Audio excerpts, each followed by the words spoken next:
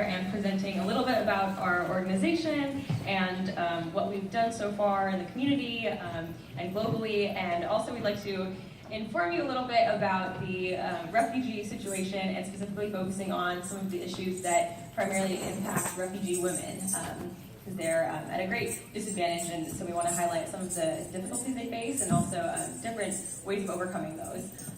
So first of all, I'll tell you a little bit about our club and how we got started. We're a refugee and immigrant advocacy group on campus. Myself and Maria started it 2 years ago, so we're fairly new to campus, but we've grown a lot in the past year or so. We're a branch of an international collaboration of different NGOs like UNICEF, World Vision, Mercy Corps, Save the Children, UNHCR, and a number of others. And we started this branch on our campus a few years ago to fill this gap because there weren't really any groups that were focused on refugee rights on campus. And so our main focuses within that are on ensuring the access to education for refugee youth, personal safety for refugees, and then also just spreading awareness in our community locally on the refugee crisis in the world. And so we do that through a lot of different types of events. We do a lot of community outreach. We speak at various clubs in the community, student organizations, local community groups. We do a lot of fundraising, so we've been raising money for a scholarship for a refugee student to attend the University of Oregon, and a lot of you, I think, have looked familiar. I think a lot of you have gone to some of our events, so thank you to everybody who supported us over the past few years in this effort, because it's definitely been a community-driven movement, and we couldn't be where we are now, almost reaching our goal with that scholarship if it weren't for everyone who supported us. And then we also do a lot of volunteering, so we've been doing some ESL tutoring locally for the past few months. We've tutored a few refugee families in the community, and we've even started doing online Skype tutoring discussion sessions with students in Gaza who are learning English. And so that's a few of the things that we've done. And then I'll also talk a little bit about the general conditions in refugee camps. So like how I mentioned, we have our model refugee tent set up outside. So after this, I think we'll have the chance to go and look at it. But that's one of our projects that we've been bringing to a lot of different events around town, just to show people what living in a refugee tent might be like. Obviously, we can't encapsulate that entire experience in just one model refugee tent, but we think that having some sort of visual, physical representation of that is better than nothing, and it can raise some awareness in the community of what so many people around the world are dealing with, and specifically what a lot of women around the world are having to live in for years on end. And so with that, a little bit of background information about the refugee crisis and its impact on women. A lot of the major issues that are faced in refugee camps are inadequate housing. So as you'll see out there with our tarp structure tent, it's not a place that is a permanent home. There are no real walls, there's no plumbing, there's no electricity, and that's the reality of what life is like for a lot of refugees. And a lot of people have to live in structures like that for even years. So as you'll see when you go and see that, it's not an ideal situation at all.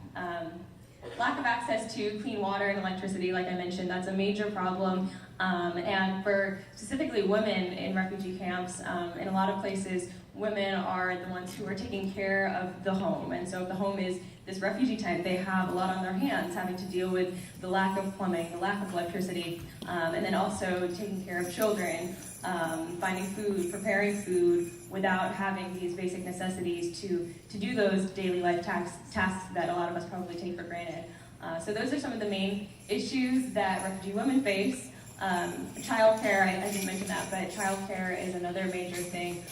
A lot of refugee camps don't have adequate education systems, and so children are forced to stay at home with no other option, and a lot of the times women are left taking care of the children on top of doing all these other things I mentioned. So on top of gathering food, preparing meals, taking care of household things, and just kind of overseeing that aspect of life in refugee camps. So those are a few of the issues that people face, and Maria's going to go into a little bit more detail. Yeah, so going off what Harley was talking about, it's so difficult to live in a refugee camp, and it's even more difficult for women. A lot of people might assume that once a refugee gets to live in a refugee camp, they fled the violence and the war that was in their home country, that they must be safe. But that's not true at all, because a lot of women actually face a lot more violence and the threat of sexual abuse when they're in a refugee camp, because that's a place where they can't really leave. And there's not a lot of infrastructure set up to really protect them. A lot of women say that they feel afraid to walk around a refugee camp at night, especially because a lot of them are not really well lit. And there's not a lot of places for safety because, for example, like we were talking about in our model refugee tent demonstrates, refugees live in tents, which is kind of a flimsy household. And so you can't really bolt your door shut and protect yourself from unwanted intruders in the middle of the night, for example. On top of that, women face, they don't have adequate health care in refugee camps, and there's not a lot of good sex education, so there's a lot of unwanted pregnancies, STDs, and other things like that. And something else is that most people don't really have safe menstrual care. I know that most of us living here in the United States, when we are on our period, we reach for things like ibuprofen or chocolate, and those things are obviously non-existent in refugee camps, but on top of that, they don't even have like the adequate feminine hygiene supplies that they would need to be safe and healthy. On top of that, another thing that is a really big issue for refugees in refugee camps is access to education. 1 out of every 2 refugees in the world is a child, so under the age of 18. And to put that in perspective, that's about 33 million people.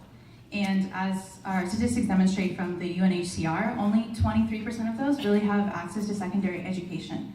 So that's a lot of human potential that is lost because they're not able to be educated. There's just not a lot of infrastructure, there's just not a lot of, along with all the other problems that are happening in refugee camps, it's just really hard to be well educated.